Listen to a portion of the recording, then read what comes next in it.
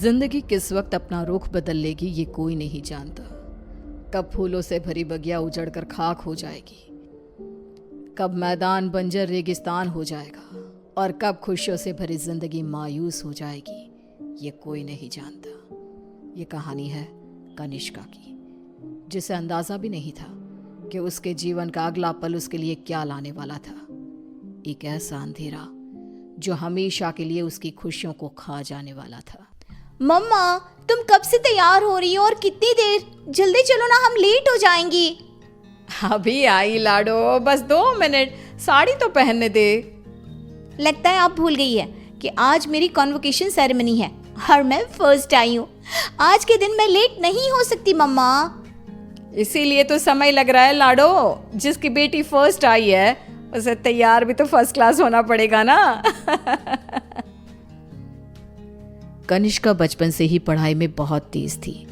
हमेशा फर्स्ट आना, extra curricular activities में पार्टिसिपेट करना और अपने घर वालों का नाम रोशन करना, ये सब उसके लिए आम था। हड़बड़ाते हुए अपनी मम्मी और पापा के साथ कनिष्का अपने कॉन्वोकेशन में चली जाती है। I must say, Mr. and Mrs. Verma, you are very lucky जो आपके घर इतनी होनहार बच्ची पैदा हुई, वरना इस उम्र में तो अक्सर लड़के और लड़कियां भटक जाते हैं। पर कनिष्का दिन रात अपनी पढ़ाई में लगी रही और आज उसने हमारे कॉलेज का नाम पूरे स्टेट में रोशन किया है। स्टेज पर जाकर कनिष्का अपनी डिग्री लेती है। उसके लिए आज का दिन बेहद खुशी का था और वो इस पल को हमेशा के लिए कैद कर लेना चाहती थी। चारों तरफ खुशी का माहौल था। तभी कनिष्का की फ्रेंड्स उसके पास आती हैं। कनिष्का, इस बार तो हमें पार्टी चाहिए। हर बार तू बचकर निकल जाती है। अरे कौन सी मेरी जॉब लग गई है, इतनी भी बड़ी बात नहीं हुई है। अब बस लंदन यूनिवर्सिटी में मेरा एडमिशन हो जाए, तब पार्टी पक्की। तुम लोग कनिष्का की बातें तो रहने ही दो, मैं दूंगी पार्टी। आफ्टर ऑल कॉलेज की डिग्री मिल गई है मेरी बच्ची को। She is a graduate now. तो आज रात को मेरे घर पर पार्टी रहेगी, तुम सभी को आना है। रात को सभी पार्टी में आते हैं। सभी बच्चे नाच कूद रहे होते हैं। तभी कनिष्का खिड़की पर जाकर बाहर देखती है, जहां सामने के घर की छत पर बैठी एक औरत उसे लगातार घूरे जा रही थी। ये मिस्टर शाह के घर में ये औरत कौन है? वो तो अकेले रहते हैं। तभी वहां कनिष्का की फ्रेंड आ जाती है। तू यहाँ रात को बाहर तारे देख रही है क्या? चल ना, सब कितना एंजॉय कर रहे हैं। कनिष्का नेहा के साथ चली तो जाती है, पर उसे बहुत अजीब महसूस होने लगता है, मानो कोई सदियों पुराना दुख उसकी आत्मा को याद आ गया हो। ये अचानक मुझे रोने का मन क्यों कर रहा है? और ये स्मेल कहाँ से आ रही है? मम्मी, लगता है कोई पार्टी में नॉनवेज ले आया है। Are you gone mad, Kanishka? We all know कि तुम्हारी फैमिली वेजिटेरियन है। तो ये सड़ी हुई मछलियों का गंध कहाँ से आ रहा है? क्या मजाक है ये कहकर कनिष्का जोर जोर से चीखने लग जाती है। कनिष्का की आवाज सुनकर गौतम वहां आता है। ड्रामा मत करो कनिष्का, बस इसी कारण से ही मैं पार्टी वार्टी पसंद नहीं करता। चलो जाओ अपने कमरे में। सभी अपने अपने घर चले जाते हैं और इसके बाद कनिष्का का बिहेवियर और भी खराब होता जाता है। रात को 3 बजे अचानक उठकर कनिष्का दीवारों से बातें करने लगती है। उसकी आवाज सुनकर रीना भागते हुए आती है। अरे बेटा, इतनी रात को तुम यहाँ पर क्या कर रही हो? और दीवार को देखकर किससे बात कर रही हो लाडो? कोई नहीं है यहाँ। रीना कनिष्का को सीने से लगा लेती है। कनिष्का का शरीर बहुत गर्म था। रीना ये देखकर सोच में पड़ जाती है। आज तक मेरी बच्ची ने कभी ऐसा बिहेव नहीं किया। आज क्या हो गया है इसे? शाम तक तो बिल्कुल ठीक थी और अब अचानक इतना तेज बुखार। ये सब क्या हो रहा है? रीना भागकर थर्मोमीटर लाती है और कनिष्का का टेम्परेचर चेक करती है, पर उसका टेम्परेचर बिल्कुल नॉर्मल था। ऐसा कैसे हो सकता है? ये सब क्या हो रहा है? अचानक मेरी बेटी को किसकी नजर लग गई? रीना अपनी बेटी के साथ ही सो जाती है और अगली सुबह डॉक्टर को बुलाती है, पर डॉक्टर के टेस्ट के बाद भी सब कुछ नॉर्मल ही निकलता है। अब ये क्या नया लफड़ा आ गया है? एक और नया खर्चा। ये क्या कह रहे हैं आप? जब तक कनिष्का टॉपर थी तब तक आपकी बेटी थी और आज बेचारी बच्ची तकलीफ में है तो ये सब कहने लगे आप। रीना और गौतम में बहस हो जाती है। गुस्से में गौतम घर से बाहर निकलता है, जहां उसे पता चलता है कि मिस्टर शाह अब नहीं रहे। वो घर आकर कनिष्का के पास बैठी रीना को इस बात की खबर देते हैं, जिसे सुनते ही अब तक सोई कनिष्का अचानक मुस्कुराने लगती है और भागती हुई अपनी अलमारी खोलती है और सारे सामान को बाहर बिखेर देती है। क्या ढूंढ रही है बेटा, मुझे बता लाडो। इतने में कनिष्का के हाथ कैंची लग जाती है, जिसे लेकर वो अपने सर के सारे बाल काटने लगती है। मिल गया मम्मा, मिल गया। ये क्या किया तूने? अरे क्या हुआ है लाडो तुझे? मुझे बता। तूने कल से कुछ खाया भी नहीं। कुछ खा ले बेटा, कमजोर हो जाएगी। पेट भर गया है। कितनी उल्टियां भी की मैंने। पूरे के पूरे शाह को खाकर बैठा हूं मैं। खाकर बैठा हूं? ये सब क्या कह रही है तू? बाथरूम में जाकर देख ले। रीना बाथरूम में जाती है, जहां बेसिन में नीले रंग की उल्टी थी, जिसमें मांस के टुकड़े थे, जिसे देखकर रीना को भी उल्टी आने लगती है। वो भागकर वापस कनिष्का के कमरे में आती है। सुनिए जी, हमें जल्द से जल्द कनिष्का को किसी पंडित जी के पास ले जाना होगा। ये कुछ और ही है। आज के जमाने की होकर तुम ये सब क्या कह रही हो? ऐसा कुछ नहीं होता। गौतम अपनी पत्नी की बात को इग्नोर कर देता है। इसी तरह दिन बीतने लगते हैं। भूखी रहने के कारण अब कनिष्का के शरीर की हड्डियां भी दिखने लगती है। उसकी आंखों के नीचे काले गड्ढे आ चुके थे। अब मैं किसी की नहीं सुनूंगी, बहुत हुआ। रीना अपनी जान पहचान के एक पंडित जी को अपने घर पर लेकर आती है, जो कनिष्का की हालत देखकर ही समझ जाते हैं। बच्ची की हालत बहुत खराब है, इसे मैं नहीं संभाल पाऊंगा। ये मेरे गुरुजी ही कर सकते हैं, जो कुछ ही दिन पहले साधना के लिए हिमालय जा चुके हैं। रीना हर तरफ हाथ पैर मारती है कि कहीं कोई रास्ता दिख जाए। फिर उसे घोस्ट कैचर के बारे में पता चलता है।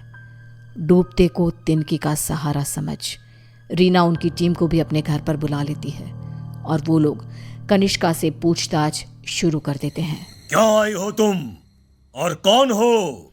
कितनों के नाम बताऊं? मतलब तुम एक से ज्यादा हो, एक से ज्यादा हो इस लड़की के शरीर में। बताओ बताओ कितने हो?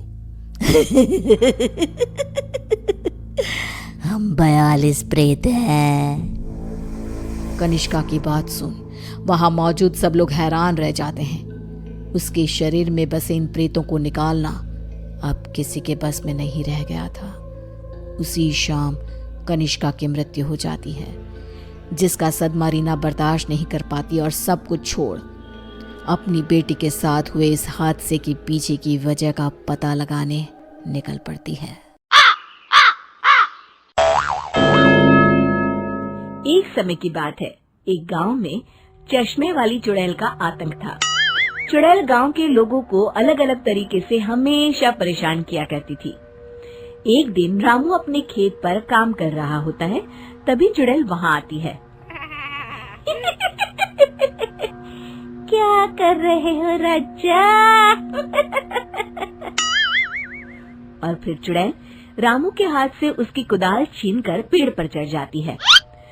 हे भगवान, अरे चुड़ैल दीदी, ये तुमने क्या किया? अब मैं काम कैसे करूँगा? अरे जल्दी से उसे नीचे फेंक दो दीदी, अभी मुझे बहुत काम करना है। चुड़ैल रामू की कुदाल नीचे फेंक देती है और वो सीधे रामू के सर पर आ गिरती है।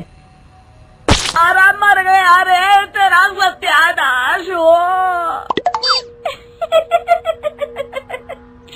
अरे बेवकूफ, तूने ही तो कहा था नीचे फेंक, तो मैंने फेंक दी।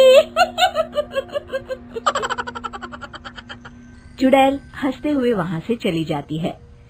एक दिन गिरधारी अपने दहेज में मिले नए स्कूटर को चलाने के लिए घर के बाहर सड़क पर ले आता है। तभी उसकी पत्नी उसे आवाज देती है। अरे सुनिए जी, आप अपना बटुआ घर पर भूल गए हैं, इसे लेते जाइए।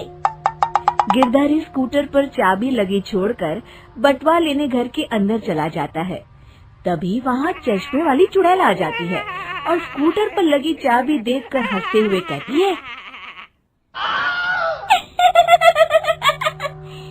कितना बड़ा बेवकूफ है, स्कूटर पर चाबी लगी छोड़कर चला गया, अब तो इसे मैं चलाऊंगी। और जैसे ही चुड़ैल गिरधारी का स्कूटर लेकर वहाँ से भागने लगती है, तभी गिरधारी उसे देख लेता है और उसके पीछे भागता है। अरे ना समझ चुड़ैल, मेरा स्कूटर लेकर कहाँ जा रही है? अरे मेरा स्कूटर वापस कर दे, कल ही दहेज में आया है। अरे कोई तो उसे पकड़ो। चुड़ैल गिरधारी का स्कूटर लेकर दूर निकल जाती है। इसी तरह आए दिन चुड़ैल गांव को किसी न किसी तरह परेशान करती रहती थी। धीरे धीरे सभी गांव वालों में उस चुड़ैल का खौफ इतना बढ़ जाता है कि कुछ गांव वाले तो उस चुड़ैल की रोज रोज की हरकतों से तंग आकर हमेशा के लिए गांव छोड़कर चले जाते हैं। एक दिन हरिया अपनी बैलगाड़ी में बहुत सारा अनाज लादकर उसे बेचने के लिए शहर की ओर जा रहा होता है। तभी अचानक रास्ते में उसे चश्मे वाली चुड़ैल मिल जाती है। हरिया चुड़ैल को देखकर बहुत घबरा जाता है। हे भगवान, गई भैंस पानी में, ये कमबख्त चश्मे वाली चुड़ैल कहाँ से आ गई? अब तो ये मेरा सारा अनाज लेकर भाग जाएगी और मेरी साल भर की मेहनत बेकार हो जाएगी। हे भगवान, मेरी रक्षा करो भगवान। जैसे ही चुड़ैल हरिया की ओर बढ़ती है, अचानक वहाँ तेज हवा चलने लगती है और आसपास पड़ी धूल मिट्टी उड़ने लगती है। तभी हरिया देखता है कि चुड़ैल को कुछ नहीं दिखाई दे रहा और वो अंधों की तरह ही चलने की कोशिश कर रही है। अरे ये क्या हो गया? अचानक दिन में रात कैसे हो गई? मुझे कुछ दिखाई नहीं दे रहा। हरिया समझ जाता है कि चुड़ैल को बिना चश्मे के दिखाई नहीं देता। वो भागकर गांव जाता है और गांव वालों को चुड़ैल की इस कमजोरी के बारे में बता देता है। तभी गिरधारी कहता है, अरे वाह, क्या बढ़िया खबर लाए हो हरिया। अब आया ना ऊंट पहाड़ के नीचे। अब हम उस चुड़ैल को अच्छा सबक सिखा सकते हैं। बस किसी तरह उसका चश्मा हमें मिल जाए। लेकिन उसका चश्मा लाएगा कौन? तभी भीड़ से बाहर निकलकर बब्बन सामने आता है और कहता है, आप सभी गांव वाले चिंता मत करिए, उस चुड़ैल से उसका चश्मा मैं ले आऊंगा। बस मुझे एक दिन का समय दीजिए। फिर अगले दिन बब्बन एक सूटकेस में कुछ चश्मे रखकर जंगल की ओर निकल पड़ता है।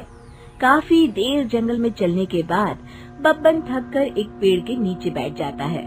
तभी अचानक चश्मे वाली चुड़ैल उसी पेड़ से नीचे उतरकर बब्बन के सामने आकर खड़ी हो जाती है और उससे कहती है, ए, कौन है तू और यहाँ क्या कर रहा है?